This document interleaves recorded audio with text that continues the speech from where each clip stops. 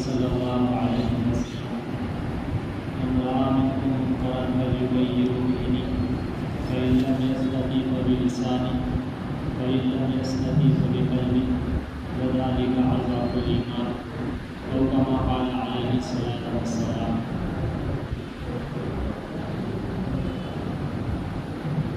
عزیز بزرگوں،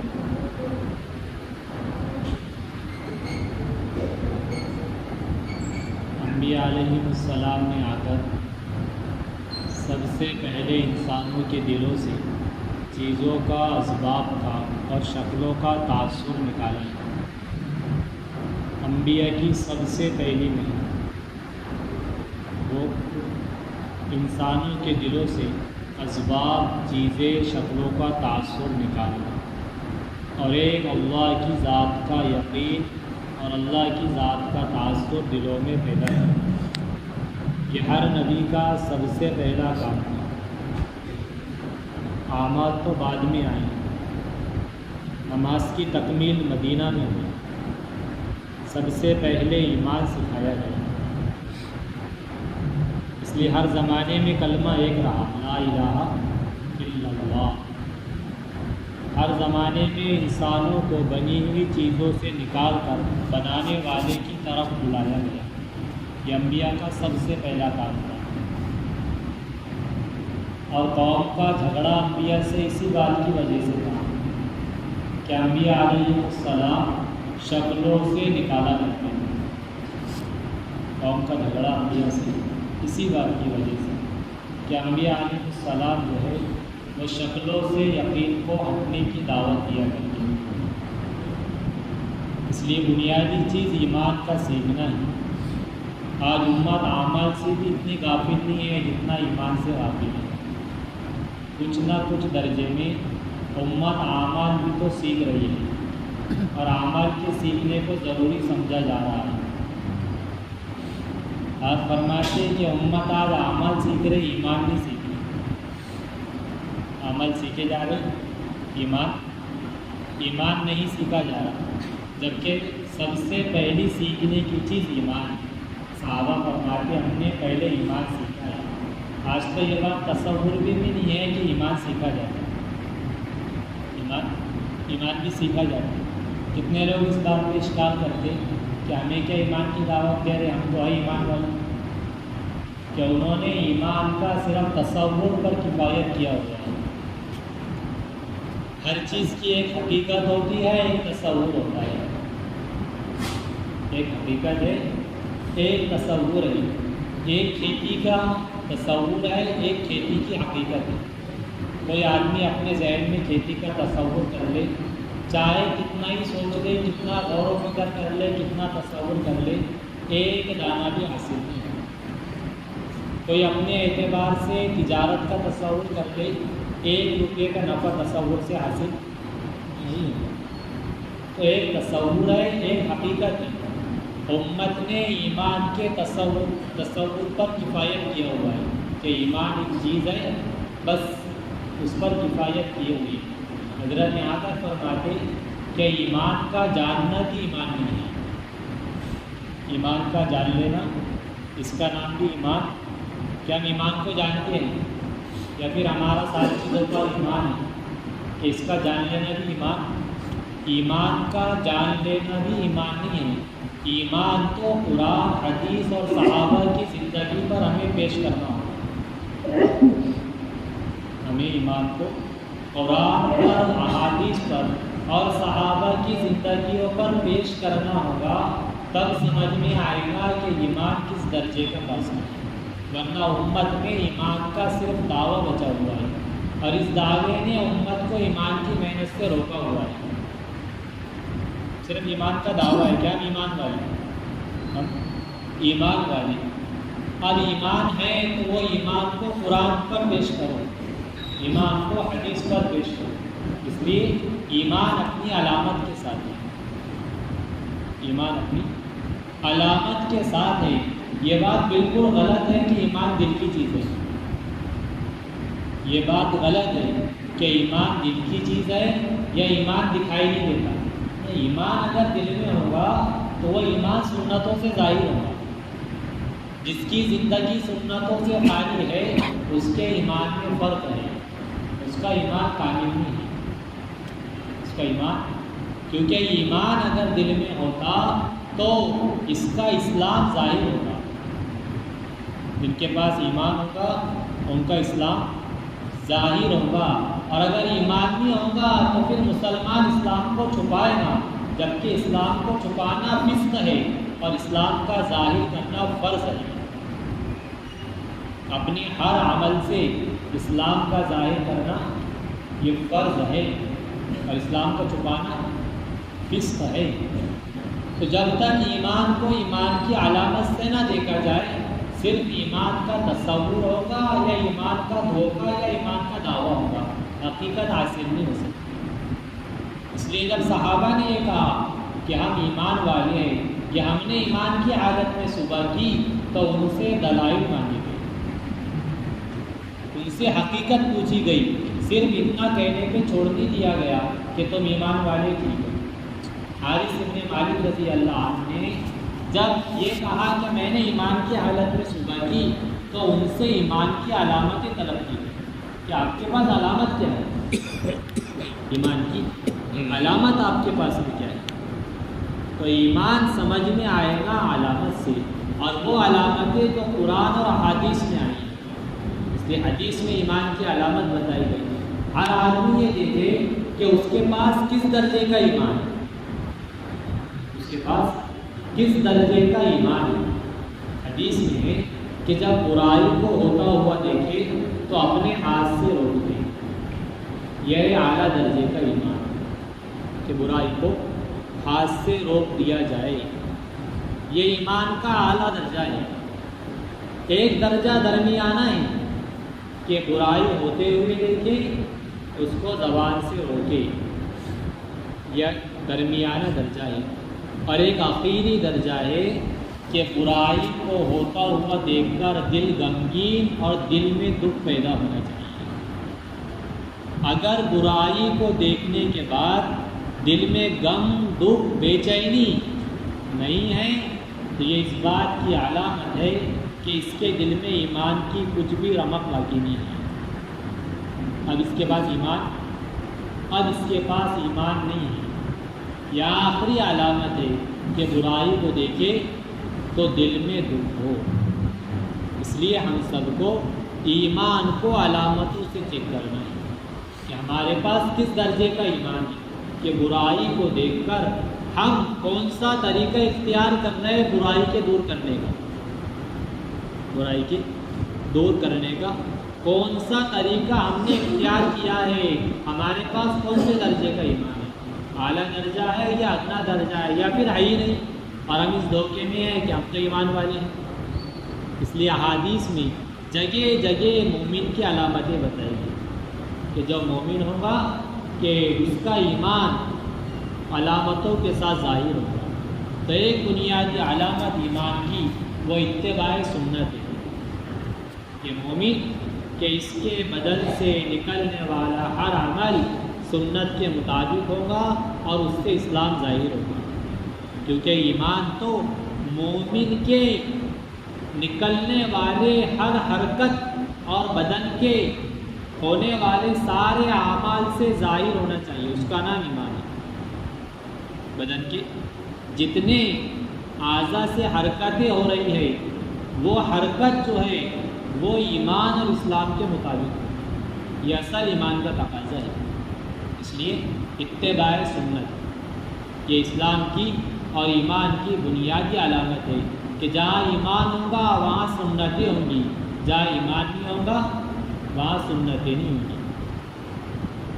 جس کے پاس سنتیں نہیں ہیں اس کا ایمان ناقص ہے، اس کا ایمان کامل نہیں ہو سکتا۔ اس لیے بنیادی چیز کہ ایک ایک سنت ہمارے اپنی زندگی میں ہو، کیونکہ ہدایت والے وہ ہیں جو سنت والے ہیں، جو ہدایت جو سنت پر نہیں وہ ہدایت پر نہیں۔ اس زمانے میں، اس ماحول میں جہاں سنتوں کو مٹایا جا رہا اور جہاں رواج غالب آتا چلا جا رہا ہے، جو اس زمانے پہ سنتوں پہ عمل کرے، یہ فرمایا کہ وہ اس زمانے کا ولی ہے۔ اس زمانے کا جو ایسے نافرمانی کے ماحول میں سنتوں کو عمل میں لا رہا ہے، جس کی زندگی سنتوں کے مطابق ہے، وہ اس زمانے کا ولی مانا جائے گا کہ ایسے نافرمانی میں وہ سنتوں کا اتباع کر رہا ہے۔ صحابہ اکرام ہر جگہ ہر ماحول میں سنت پر عمل کرتے ہیں، اس لیے جو سنت کو چھوڑے ہوئے ہیں واقعتاً وہ بے وقوف ہے۔ سنت کو چھوڑنے والا بے وقوف ہے۔ حضرت فرماتے ہیں کہ جو سنت کو چھوڑ رہا ہے اس کو بے وقوف سمجھو۔ جو سنت کو چھوڑ رہا ہے اس کو ہمارا دل یہ کہے کہ یہ بے وقوف ہے، کیونکہ اس سنت کو صحابی کا قول یہی ہے۔ مقداد رضی اللہ عنہ کھانا کھا رہے تھے بادشاہ کی دربار میں، لقمہ گر گیا، اس کو اٹھا کر کھایا۔ کسی نے کہا کہ کیا کر رہے ہو؟ کہنے لگے ان بے وقوفوں کی وجہ سے میرے نبی کا طریقہ نہیں چھوڑ سکتا۔ صحابی کا قول اس بات کی دلیل ہے کہ جو سنت کو چھوڑ رہا ہے وہ واقعتاً بے وقوف ہے، وہ عقل مند ہو ہی نہیں سکتا، وہ عقل مند ہو ہی نہیں سکتا، بلکہ عقل مند تو کیا سنت کو چھوڑنے والا امت میں بھی نہیں ہے۔ سنت کو چھوڑنے والا عقل مند تو دور کی بات ہے، امت میں نہیں ہے۔ یہ فرمایا جو میرے طریقے سے اراض کرے وہ مجھ میں سے نہیں، میری امت میں سے نہیں۔ عقل مند تو بہت آگے کی بات ہے، وہ تو امت میں ہی نہیں ہے۔ من رغب عن سنتی پہلے ہی سمجھ کہ جو میرے طریقے سے اراض کرے اس کا مجھ سے کوئی تعلق نہیں، جو سنتوں پر نہیں، جو اتباع سنت جس کے اندر نہیں، وہ تو نبی اس کو یہ کہہ رہے ہیں کہ وہ تو میری امت میں سے نہیں، اس کا تو مجھ سے تعلق ہی نہیں ہے۔ اور یہاں مسلمان سنت چھوڑ کے ایمان کے دھوکے میں کہ ہمارے پاس تو ایمان۔ مولانا صاحب رحمۃ اللہ علیہ فرماتے تھے میں اس محنت کے ذریعے ایک ایسی قوم تیار کرنا چاہتا ہوں جن کو دیکھ کر اسلام سمجھ میں آئے کہ مسلمان کی زندگی چلتی پھرتی اسلام کی کتاب ہو، مسلمان کی زندگی چلتی پھرتی اسلام کی کتاب ہو، کہ مسلمان کی زندگی ایسی سنتوں سے مزین، ایسی سنتوں سے آراستہ ہو کہ اس کی زندگی کو دیکھ کر لوگ اسلام کو سمجھ سکیں، ورنہ اسلام کو کتابوں سے سمجھے نہیں جا سکتا۔ آپ فرماتے کتاب معلم نہیں ہو سکتی، کتاب سکھلانے والی کتاب معلم نہیں ہو سکتی۔ اسلام تو مسلمان کی زندگی سے سیکھا جائے گا، اس لیے دور صحابہ میں اسلام کی کوئی کتاب نہیں تھی، اسلام کی کوئی کتاب نہیں تھی۔ آپ فرماتے جہاں اسلام کی کوئی کتاب نہیں تھی وہاں مسلمان کی زندگی اسلام کی چلتی پھرتی کتاب تھی، کہ زندگیوں سے اسلام کا تعارف ہو رہا تھا، زندگیوں سے اسلام لوگ سمجھ رہے تھے۔ اس لیے جتنا مسلمان کی زندگی سنت سے مزین ہوگی اتنا زیادہ اسلام کا تعارف ہوگا، ورنہ اگر سنتیں زندگی میں نہیں ہیں تو مسلمان کی پہچان مشکل ہے، مسلمان کی پہچان مشکل ہے۔ حضرت کے بیٹے نے کہا معصوم صاحب نے کہ اگر کسی جگہ حادثہ ہو جائے، آگ لگ گئی، زلزلہ آ گیا، طوفان آ گیا، کئی اموات ہو جاتی ہے، کہنے لگے اگر سنتیں زندگی میں نہیں ہیں تو اس کی پہچان کے لیے اس کی سب سے زیادہ جو شرم کی چیز ہے اس کو دیکھ کر پہچان کرنا پڑتا ہے کہ یہ مسلمان ہے کہ غیر مسلم۔ سمجھ؟ اگر سنتیں زندگی میں نہیں ہیں اور کسی حادثے میں اموات کی کثرت ہو جائے، زلزلہ، طوفان، سیلاب، کیسے پہچانیں کہ اس کو برہنہ کرو اور اس کی شرم کی جگہ دیکھو کہ یہ مسلمان ہے کہ غیر مسلم ہے، بس یہ پہچان بچی ہوئی ہے۔ اس کے علاوہ اگر سنتیں نہیں ہیں تو اس کے علاوہ پہچاننے کا کوئی راستہ عید کی بیٹے کی بات نہیں کرتا، شرم کی بات کہ اگر سنتیں نہیں ہیں تو اس کے علاوہ کوئی پہچان مسلمان کے پاس ہے ہی نہیں۔ اس لیے صحابہ اکرام غیروں کے مقابلے میں ایسے پہچانے جاتے تھے جیسے کالے بیل کے پہلو میں سفید تل ہوتا ہے، ایسے الگ نمایاں چھانٹ کے رکھا تھا اللہ کے نبی نے صحابہ کو. آپ نے پسند نہیں کیا کہ اغیار کے طریقے یہ اختیار کریں. نہیں، اسلام اس کو پسند نہیں کرتا. نہیں، طریقوں سے ہٹایا، مخالفت کروائی. اس لیے ایمان کا تقاضا ہے. غیروں سے، غیروں کے طریقوں کی نفرت یہ ایمان کا تقاضا ہے کہ جہاں ایمان ہوگا وہاں غیروں کی طریقوں کی نفرت ہوگی. ساری بے دینی کی وجہ یہ ہے کہ مسلمان یا تو غیروں سے امید لگائے ہوئی ہے یا تو ان سے ڈر رہا ہے، اس لیے ان کے طریقوں کو اختیار کر رہا ہے. مسلمان جو سنت کو چھوڑے ہوئے ہے، جو غیروں کا طریقہ اختیار کیے ہوئے ہے، اس کی دو بنیادی وجہ ہے کہ یا تو اس کو غیروں سے امید ہے یا پھر یہ غیروں سے ڈرتا ہے. یہ غیروں سے ڈرتا ہے، یہ اس کو غیر سے امید ہے، اور یہی وجہ مسلمان کی بے دینی کی بن رہی ہے. اور امید اور خوف یہ صرف اللہ کا حق ہے کہ ڈرا جائے اللہ سے اور امید کی جائے اللہ سے. لیکن مسلمان کی امیدیں غیروں سے وابستہ ہیں، اس لیے وہ امیدوں نے اس کو غیروں کی طرح بنایا ہوا ہے. امیدوں نے کہ یہ کاروبار میں غیروں کی طرح، یہ تجارت میں غیروں کی طرح، یہ نوکریوں میں غیروں کی طرح، کہ کیا کرے ہمارا رہنا سہنا امید کہ نہیں. تم کو نہیں سمجھتا، ہم کو سب کے ساتھ رہنا پڑتا ہے. ہمارے سب کے ساتھ تعلقات کہ اس کی وجہ سے ان کا دین اختیار کیے ہوئے ہے، اس کی وجہ سے ان کا طریقہ اختیار کیا ہوا ہے کہ انہوں نے ان سے امید لگائی ہوئی ہے. اگر امید نہیں ہے تو پھر یہ بات ہے کہ ان سے ڈرتے ہیں، اس لیے ڈر کی وجہ سے ان کا طریقہ اختیار کر لیا ہے. اس لیے غیروں کے طریقوں سے اپنے آپ کو ہٹانا، اس کی کوئی گنجائش نہیں ہے کہ مسلمان کسی عمل میں ان کے طریقوں کو اختیار کرے. کسی عمل میں، کیونکہ مطالبہ یہ ہے کہ پورے اسلام میں داخل ہو جائے. یہود نے اسلام میں آنے کے بعد یہ مطالبہ کیا اللہ کے نبی سے کہ ہم تہجد میں تورات کی تلاوت کرنا چاہتے ہیں، اس کی اجازت چاہیے کہ ہمیں اجازت دیجیے کہ ہم تورات کی تلاوت کریں، آسمانی کتاب. اللہ کے نبی خاموش رہے. اس وقت یہ آیت نازل ہوئی، اس کا شان نزول ہے ادخلوا فی السلم کافہ، کہ پورے اسلام میں داخل ہو جاؤ، پورے اسلام میں داخل ہو جاؤ. کیا اس بات کی کوئی گنجائش نہیں ہے کہ تم پچھلے طریقوں پر عمل کرو، اس کی کوئی گنجائش نہیں ہے. اس لیے اپنے آپ کو خلاف سنت طریقوں سے بچانا، اپنے آپ کو مجبور کرنا اتباع سنت کے لیے. ایک تو اتباع سنت کہ ہر عمل سنت کے مطابق سنت کو زندگیوں میں لائے. ایک ہے احیاء سنت کہ جہاں سنتیں مٹ رہی ہے وہاں سنتوں کو رواج دینا. جہاں سنتیں مٹ رہی وہاں، کیونکہ برکات امت کو جو حاصل ہوئی وہ رواج سے بچنے پر حاصل ہوئی. اگر امت رواج کی طرف چلے جائے گی تو برکات ختم ہو جائے گی. اذان جو ملی ہے وہ رواج سے ہٹنے کی وجہ سے ملی ہے. رواجی طریقوں سے جب ہٹے تب اذان کی نعمت امت کو ملی ہے.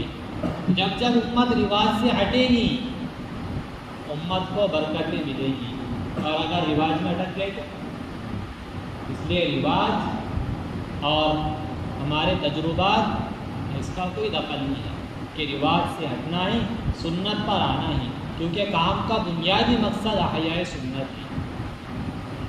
مسلمان سنتوں پر آئے، اس کی زندگی سنتوں سے آراستہ ہو، وہ ہوگا ایمان کے کمال سے، ہوگا ایمان کے کمال سے. جتنا ایمان اعلیٰ درجے کا اتنی زندگی سنتوں والی ہوگی. اور ایمان کے بننے کا، ایمان کی تکمیل کا تعلق دعوت سے ہے. عبادت کی تکمیل ایمان سے اور ایمان کی تکمیل دعوت سے. اگر امت نے دعوت چھوڑ دی تو اس کا ایمان کمزور ہوگا. جہاں ایمان کمزور ہوگا وہاں عبادت متاثر ہوگی، کیونکہ عبادت پر آنے کے لیے نہ فرصت ہے نہ مشغولی ہے. کوئی چیز عبادت پر آنے کے لیے ایمان کا کمال چاہیے. کہ جب ایمان کامل ہوگا تو پھر عبادت کا تقاضا ہوگا. اور اگر ایمان کامل نہیں ہے، اگر ایمان کامل نہیں ہے تو پھر مسلمان عبادت پر نہیں آ سکتا. اگر ایمان مضبوط نہیں ہے تو مسلمان حرام سے نہیں بچ سکتا. مسلمان حرام سے بچنے کے لیے اعلیٰ درجے کا ایمان چاہیے. حرام سے بچنے کے لیے اعلیٰ درجے کا ایمان چاہیے. اگر مسلمان نے دعوت کے ذریعے سے ایمان نہیں سیکھا تو پھر یہ حکومت سے یہ سودی قرض لینے کے لیے تیار ہو جائے گا. حکومت سے سودی قرض مسلمان لے گا کاروبار کے لیے، مسلمان لون لے گا کاروبار کے لیے، کیونکہ اس نے ایمان نہیں سیکھا ہے. اس کی ایمان کی کمزوری اس کے کاروبار میں حرام کو داخل کرائے گی. اس کی ایمان کی کمزوری تجارت میں اس کو جھوٹ کہنے پر آمادہ کر دے گی. اس کے ایمان کی کمزوری اس کو تجارت میں دھوکہ دینے پر آمادہ کر دے گی، کیونکہ اس نے ایمان نہیں سکھائی. کتنے مسلمان ہیں جو سودی قرضے میں پھنسے ہوئے ہیں، سودی قرضے میں پھنسے ہوئے ہیں. یہ اس وجہ سے ہے کہ ایمان نہیں سیکھا ہے، ایمان نہیں سیکھا. اور یہ سودی قرض فرعون جب غرق ہوا، بنی اسرائیلوں نے وہ قرض لیا ہوا تھا فرعونیوں سے، قرض لیا ہوا تھا، سودی قرض جو تھا قرض لیا ہوا تھا. وہ قرض کی نحوست یہ پڑی کہ قوم بچڑے کی پوجا میں لگ گئی. جو فرعونیوں سے قرض لیا تھا بنی اسرائیلوں نے، اس کی نحوست دی ہے کہ سامری نے جو بچڑا بنایا قوم اس کی پرستش میں لگ گئی. یہ وہ قرض کی وجہ سے ہوا تھا. قوم کا بتوں کی پرستش پہ جانا اس قرض کی وجہ سے تھا جو بنی اسرائیلوں نے فرعونیوں سے لیا تھا، کہ وہ حرام کی طرف لے گیا. کیونکہ حرام غذا وہ حرام کی طرف لے جائے گی، حرام غذا حرام کی طرف لے جائے گی. جس کا لقمہ حرام ہو وہ اعمال کی طرف نہیں آ سکے گا، حرام کی طرف نہیں آ سکے گا. اس لیے ہمیں جسم کو پاک کرنے کی بہت فکر ہے کہ نماز کے لیے کپڑا پاک ہو، بدن پاک ہو. جیسے بدن کی پاکی ضروری ہے، خون کی پاکی کا بھی خیال ہونا چاہیے. خون کی پاکی کا خیال ہونا چاہیے. اگر بدن میں دوڑنے والا خون ناپاک ہے تو اس کی عبادت کیسے قبول ہوگی؟ اس کی عبادت جیسے ظاہری پاکی ایسی اندرونی خون پاک ہونا چاہیے. تو ایمان کا کمال حرام سے بچائے گا، ورنہ جہاں ایمان نہیں ہوگا وہاں حرام ہوگا. جہاں ایمان نہیں ہوگا غیبت ہوئی، آپ نے فرمایا تم قرآن پہ ایمان نہیں لائے. قرآن تو ہماری کتاب ہے، کہ جب قرآن کتاب ہے اور قرآن نے حرام بتایا تو پھر تم اپنے عمل سے اس کو کیسے حلال ثابت کر رہے ہو؟ اس لیے صرف ایمان لانا اتنا نہیں ہے کہ یہ حرام ہے اور یہ حلال ہے. حرام جان لینا، حلال جان لینا، اس کا نام ایمان نہیں ہے. اس کو قرآن پہ ایمان لانا نہیں کہتے. حرام جان کر ہم حرام سے کتنا بچتے ہیں، حلال جان کر حلال پر کتنا عمل کرتے ہیں. ورنہ جاننا کمال نہیں ہے کہ یہ حرام ہے یہ حلال ہے. مسئلہ اس کا نہیں ہے. حرام سے بچنے کی استعداد وہ ایمان سے ہوگی اور ایمان کی تکمیل دعوت سے ہوگی.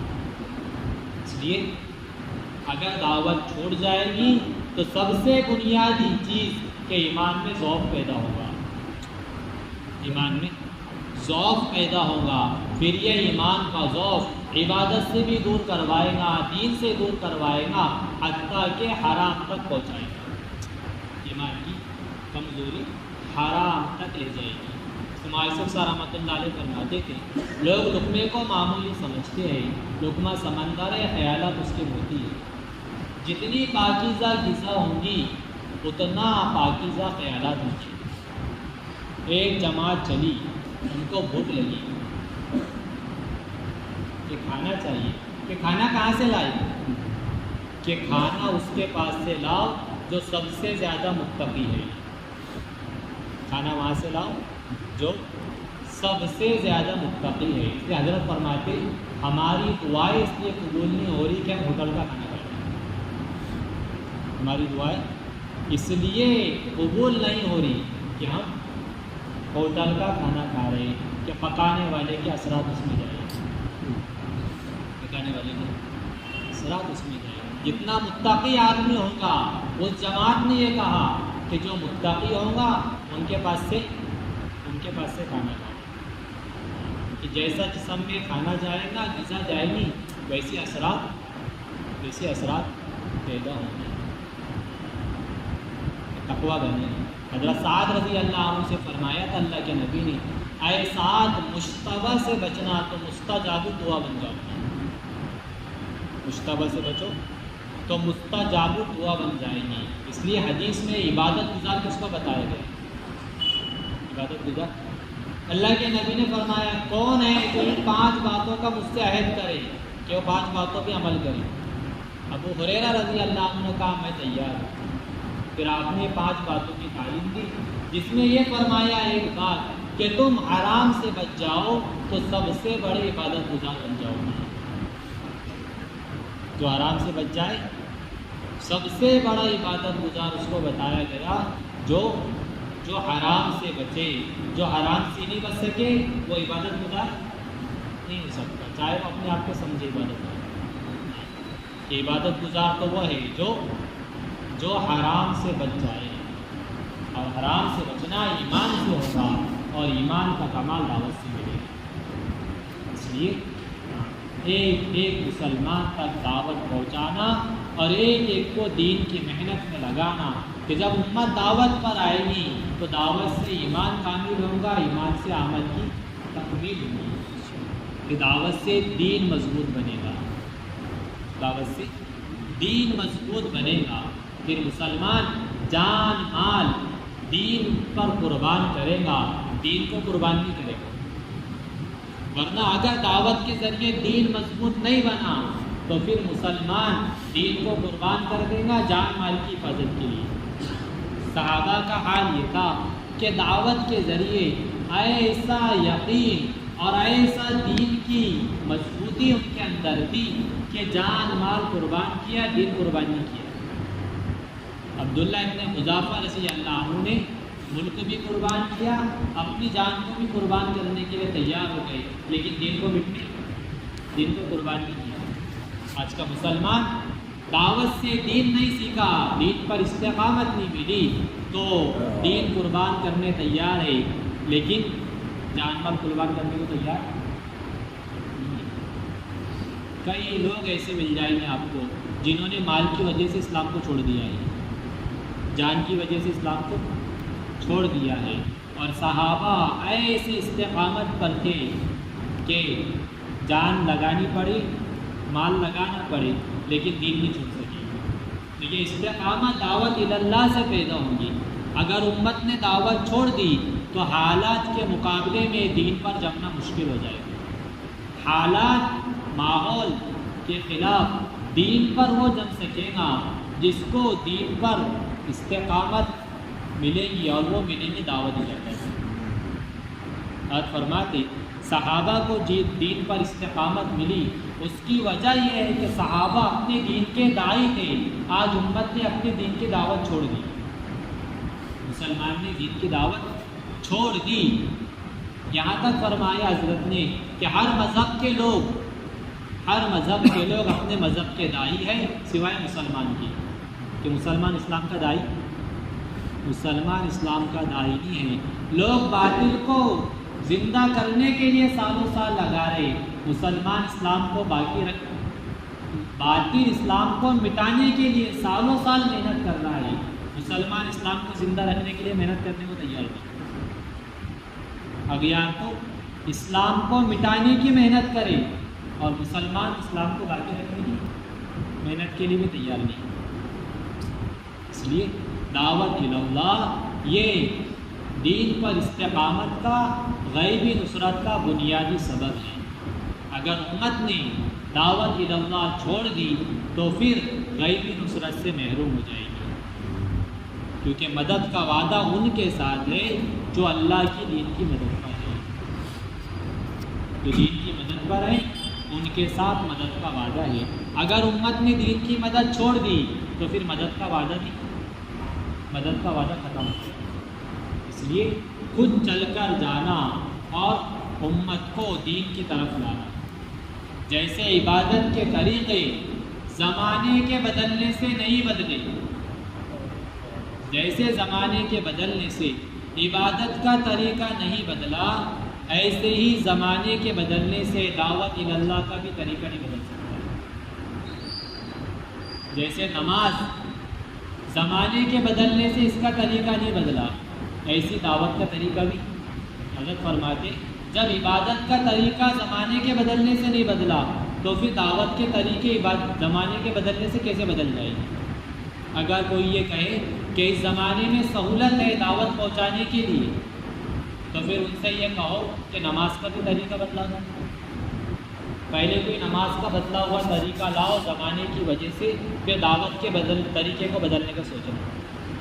جیسے عبادت کا طریقہ نہیں بدلا، ایسی دعوت کا طریقہ بھی نہیں بدل سکتا کہ دعوت خود چل کر دینے کا نام ہے۔ جو امت میں چلے گا پھرے گا اس کو امت کی بے دینی کا احساس ہوگا، اس کے سامنے امت کے حالات ہوں گے اور اس کے اندر امت سے امید پیدا ہوگی اور امت کی بے دینی کا درد پیدا ہوگا۔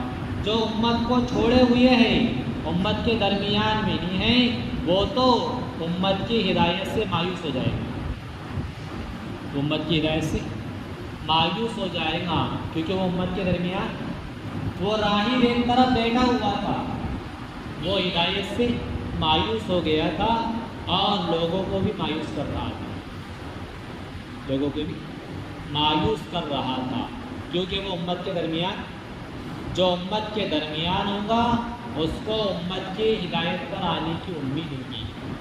اس لیے امت کے درمیان چلنا پھرنا اصل ہے کہ نقل و حرکت اسلام کے تعارف کے لیے ہے، نقل و حرکت ارتداد سے بچانے کے لیے ہے۔ صحابہ کی نقل و حرکت امت کو فرائض پر لانے کے لیے تھی، کیونکہ جو فرائض پر نہیں ہے وہ ارتداد پر ہے۔ حضرت فرماتے جو نماز نہیں پڑھے مرتد ہو گیا، حضرت کی بات، جو نماز نہ پڑھے وہ مرتد ہے، لیکن جو فرائض کو چھوڑنے والا وہ ارتداد پر ہے، جو فرائض کو چھوڑنے والا ہے وہ ارتداد پر ہے۔ اور ہماری نقل و حرکت امت کو فرائض پر لانے کی ہے۔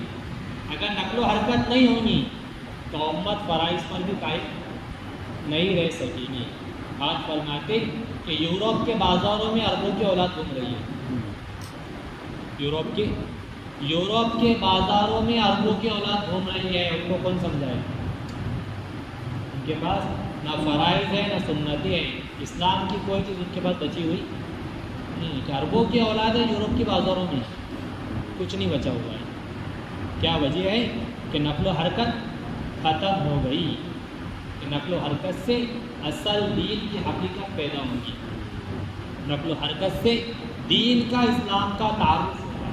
اس لیے صحابہ اکرام کو نقل و حرکت پر اٹھایا گیا، ہر صحابی جان مال کے ساتھ دین کی خدمت میں لگا ہوا تھا۔ کوئی صحابی ایسا ثابت نہیں کر سکتے جس نے جان لگایا مال نہیں لگایا، ایک صحابی کوئی ثابت نہیں کر سکتا ایسا کہ جس نے جان لگایا مال نہیں۔ صحابہ جان مال کے ساتھ اللہ کے دین کی محنت میں لگے ہوئے ہیں۔ جان ہاتھ فرماتے ایک صحابی کی بات کر رہے، ایک صحابی کو ایسا ثابت نہیں کر سکتا جس نے جان لگایا مال نہیں، جان مال دونوں لے کر دین کے لیے پھر رہے تھے صحابہ کرام عالم کے اندر۔ تو ان کی نقل و حرکت سے ارتداد ختم ہوا، ان کی نقل و حرکت سے دنیا میں اسلام کا نقشہ قائم ہوا۔ اس لیے نقل و حرکت اصل ہے، ہمارے کام کا قوام عروج ہے، اس امت کا عروج خروج ہے کہ جب تک امت دعوت اللہ پر قائم رہے گی، دین حقیقت کے ساتھ امت میں زندہ ہوگا، کیونکہ جاری پانی پاک ہوتا ہے۔ نقل و حرکت جاری پانی کی طرح ہے، نقل و حرکت جاری پانی کی طرح ہے، اس لیے امت نقل و حرکت میں رہے گی تو پاک رہے گی، پاکی کا ذریعہ رہے گی۔ نقل و حرکت بند ہو گئی، کعب بن مالک رضی اللہ عنہ ہر تقاضے پر جانے والے ایک تقاضے سے رکے، تو اتنا لمبا بائیکاٹ کیا گیا یہ سمجھانے کے لیے کہ نقل و حرکت کا کتنا بڑا درجہ ہے۔ نقل و حرکت، نقل و حرکت اتنی اہم چیز ہے کہ اللہ کے راستے میں نہ نکلنا، یہ فرماتے تھے مولانا الیاس صاحب رحمۃ اللہ علیہ کہ اللہ کے راستے میں نہ نکلنا موجب عذاب ہے. اللہ کے راستے میں نہ نکلنا موجب عذاب ہے کہ عذاب کو اپنے اوپر واجب کرنا ہے. عذاب کو اپنے اوپر. معصوم صاحب رحمۃ اللہ علیہ فرماتے کہ کوئی اگر ایک مرتبہ یہ کہہ دے کہ میں آج نہیں کل چلا جاؤں گا تو اس کے ساتھ وہ ہوگا جو کعب ابن مالک رضی اللہ عنہ کے ساتھ ہوا. اور کیا ہوا کہ اللہ ناراض ہوئے، اللہ کا رسول ناراض ہوا. واقعتاً جو خروج کو چھوڑے ہوئے ہے اللہ اس کا رسول اس سے ناراض ہے. جو خروج نفاق جو چھٹا ہے وہ خروج میں چھٹا ہے. نفاق جو چھٹا، جیسے کعب ابن مالک رضی اللہ عنہ آئے، سب سے پہلا جملہ یہ کہا یا رسول اللہ آپ مجھے منافق نہ سمجھے، مجھے منافق نہ سمجھے. کہا انہوں نے قتادہ رضی اللہ عنہ سے کہ تجھے یہ بات معلوم نہیں ہے کہ مجھے اللہ اس کے رسول سے محبت ہے. صحابی کہنے لگے کہ اللہ جانے اس کا رسول جانے، اللہ جانے اس کا رسول جانے. یہ فرمایا قتادہ رضی اللہ کیا ہوا کہ اللہ کے راستے میں نکلنا چھوٹ گیا. صحابی کہہ رہے کہ اللہ جانتے تمہیں اللہ سے محبت ہے، اس کے رسول سے محبت ہے. کتنا لمبا واقعہ کیا گیا کعب ابن مالک رضی اللہ عنہ کا. کیا وجہ اس کی؟ وجہ کیا ہے کہ قیامت تک آنے والی انسانیت کو خروج کی اہمیت سمجھانا چاہیے. آج تو جس محنت کے چھوٹنے کو صحابہ جرم سمجھتے تھے، امت نے اس محنت کے کرنے کو ضروری بھی نہیں سمجھا ہوا ہے. وہ محنت ایک سائڈ کی چیز بنی ہوئی ہے کہ ٹھیک ہے وقت ہو تو کر لو، نہیں تو کوئی ایسی بات نہیں ہے.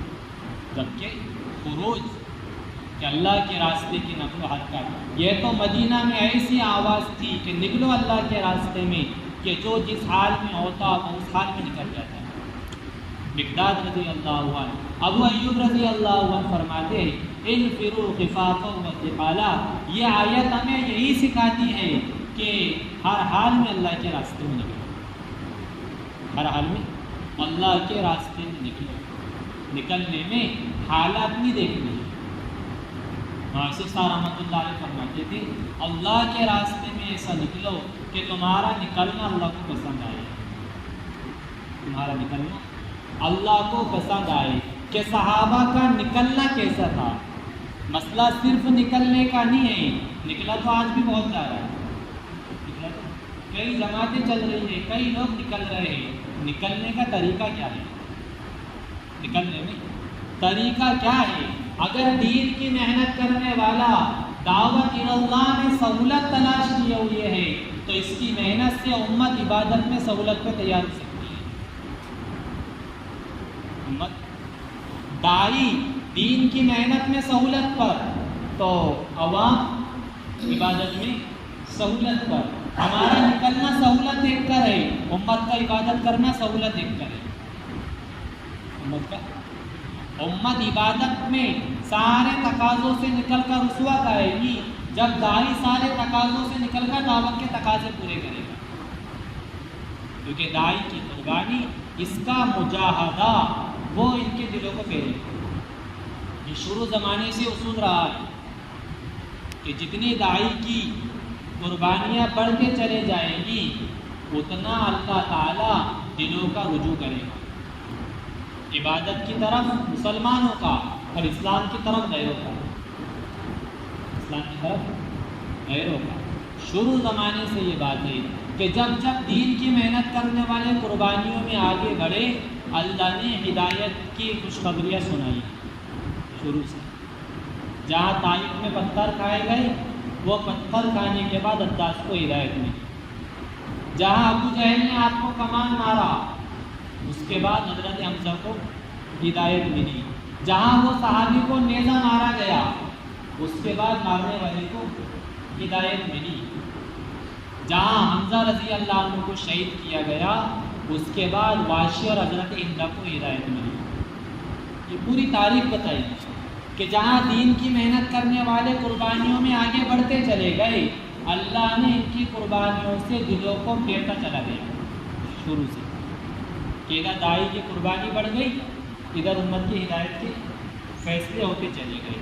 اگر قربانیوں کی مقدار کم ہو جائے گی تو پھر ہدایت کی مقدار بھی کم ہو جائے گی۔ اس کے مالک صاحب رحمۃ اللہ علیہ فرماتے تھے دو نوعیت ہے، ایک تو یہ ہے کہ محنت کرنے والوں کی تعداد بڑھے، ایک یہ ہے کہ جو محنت کر رہے ہیں ان کی محنت کی مقدار بڑھے، کہ محنت کرنے والوں کی قربانیوں کا بڑھنا، ایک ہے کام والوں کی تعداد بڑھنا، ایک ہے کام والوں کی قربانی بڑھنا۔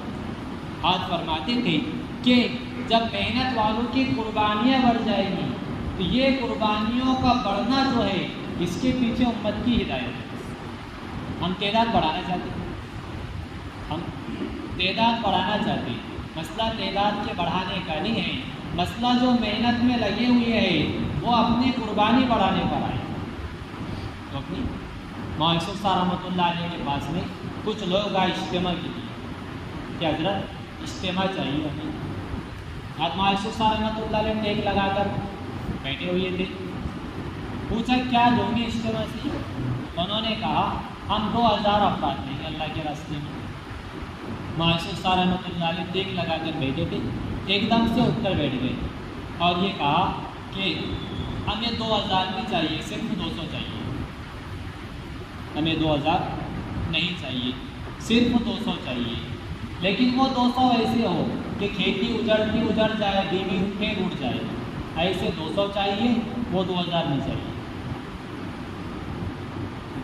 کہ محنت کرنے والے تھوڑے ہو لیکن قربانیوں کی سطح اگر بڑھ جائے گی تو امت میں ہدایت۔ حضرت فرماتے آج جتنے ایک شہر میں مسلمان ہیں، صحابہ کی پوری تعداد، صحابہ کی پوری تعداد دنیا میں جتنی تھی، آج مسلمان کے ایک شہر میں اس سے زیادہ تعداد ہے۔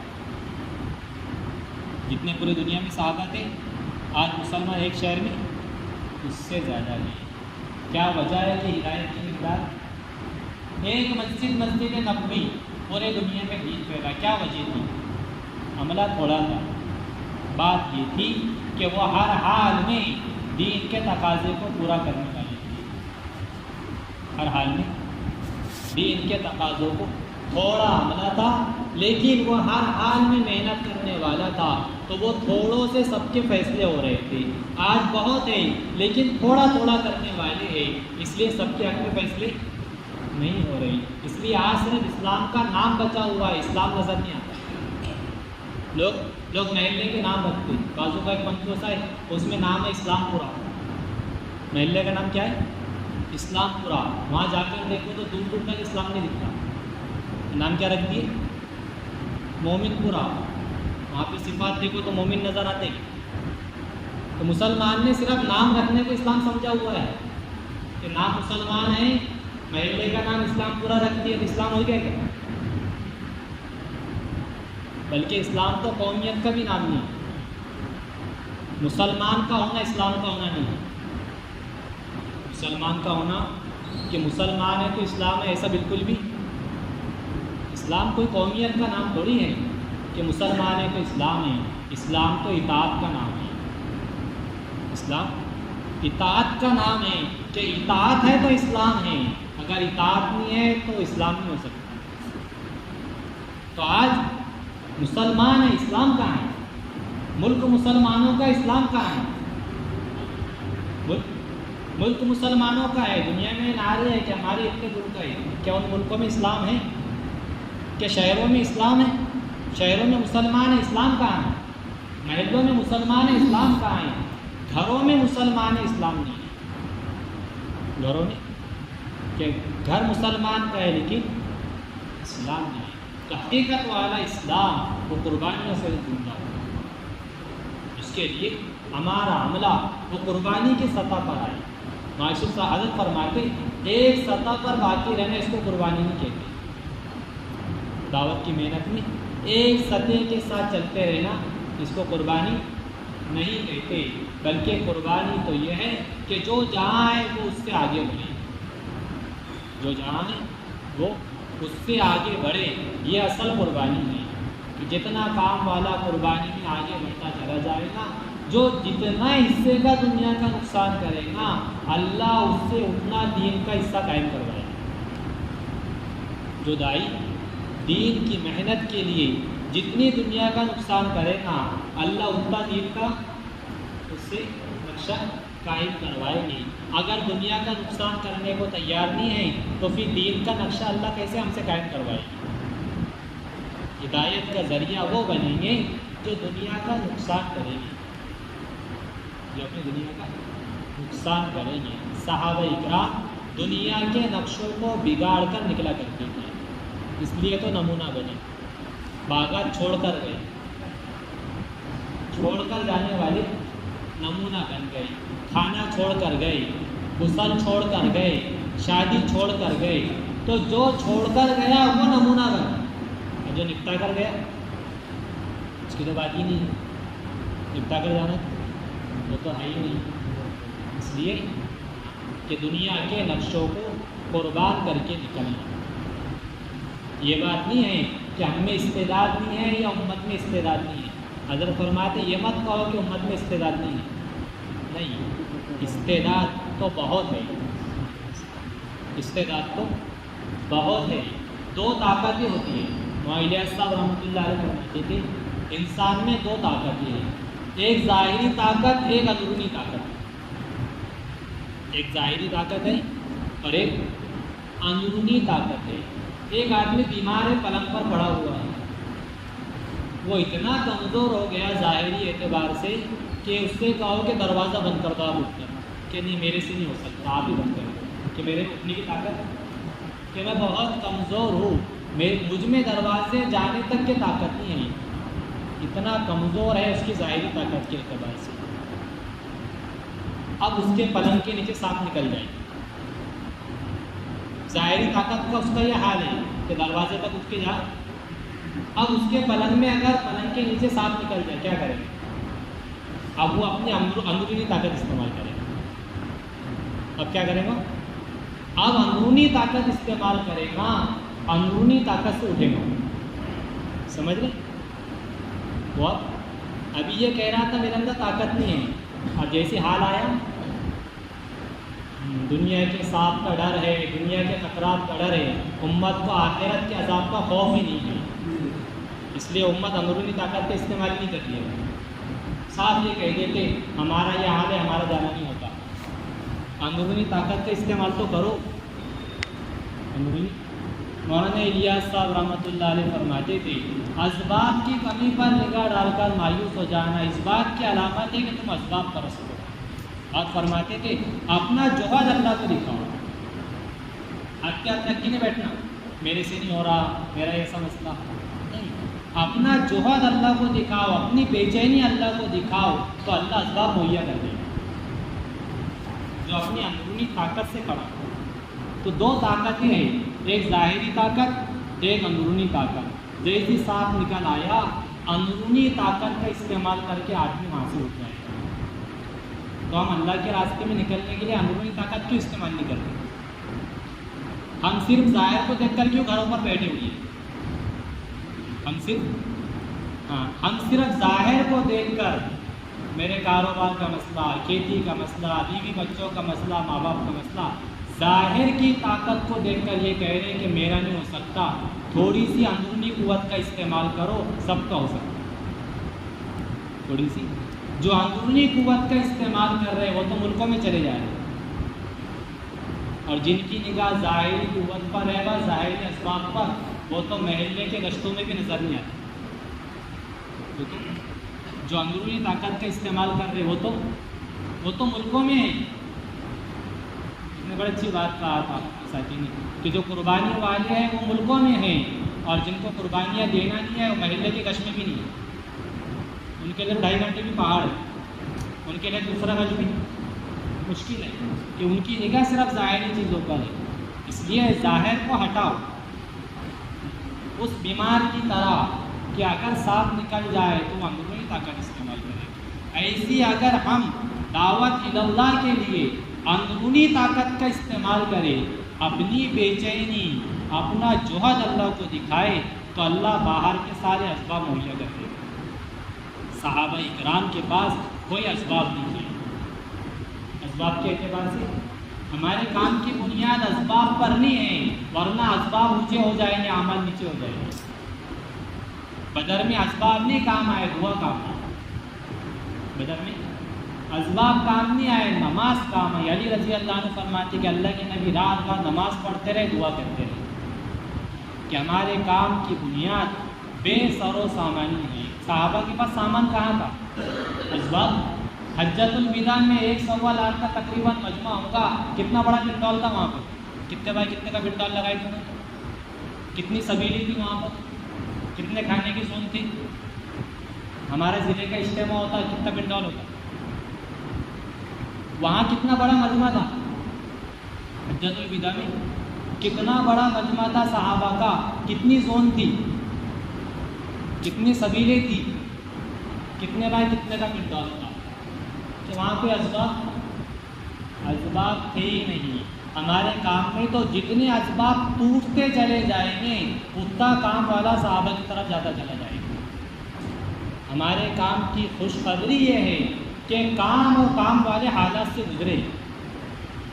کام اور کام والے، اگر کام والے حالات سے گزر رہے اور ہمارا کام حالات سے گزر رہا، یہ اس بات کی علامت ہے کہ اللہ ہمیں وہ چیزیں دکھوا رہے جو اللہ نے صحابہ کو دکھوائی۔ اگر ناگواریوں سے کام والا نہیں گزر رہا یا ہمارا کام ناگواریوں سے نہیں گزر رہا تو سمجھ لو کہ ہمارا کام صحابہ تک کبھی نہیں پہنچا۔ ہمارا کام پڑوس کے ملک میں اجتماع تھا، اجتماع کے دن ایسی ہوا اور ایسی بارش کہ سارا نظام ختم ہو گیا، پنڈال بھی ختم، سارا نظام درم برم ہو گیا، اتنا انتظام میں رہنے کا سب ختم ہو گیا۔ حضرت کی بات شروع اجتماع میں، حضرت نے سب سے پہلے جملہ یہ کہا کہ اللہ کا شکر ہے، اس کا احسان ہے کہ اس نے اب ہمیں وہ ناگواریاں دکھانا شروع کر دی جو ناگواریاں صحابہ کے ساتھ پیش آئی۔ یہ شکر ہے کہ ہمارا کام بڑھتے بڑھتے اب وہاں تک جا رہا ہے کہ کام اور کام والے ناگواریوں سے گزر رہے۔ ہمارے کام میں انتظام کا مہیا ہونا اصل نہیں ہے، انتظام کا بگڑنا اصل ہے، بد نظمی اصل ہے۔ کھانا پھر جانا کمال نہیں ہے، کھانا ختم ہو جانا اصل ہے۔ کھانا زون میں کھانا پھر گیا، یہ خوشی کی بات، کھانا ختم ہو گیا، پنڈال میں رہنے کو جگہ نہیں ملی، یہ اصل ہے کہ انتظام بگڑے۔ انتظام جتنا انتظام بگڑتا جائے گا اتنا یہ سمجھ کے چلو کہ ہم صحابہ کے قریب ہوتے جا رہے ہیں، کہ صحابہ اکرام اسباب سے خالی ہو کر دین کی محنت میں لگے ہوئے تھے۔ اسباب سے خالی ہو کر وہ اسباب چھوڑ کے نکل رہے تھے، ان کی محنت سے لوگ اسباب سے نکل رہے تھے۔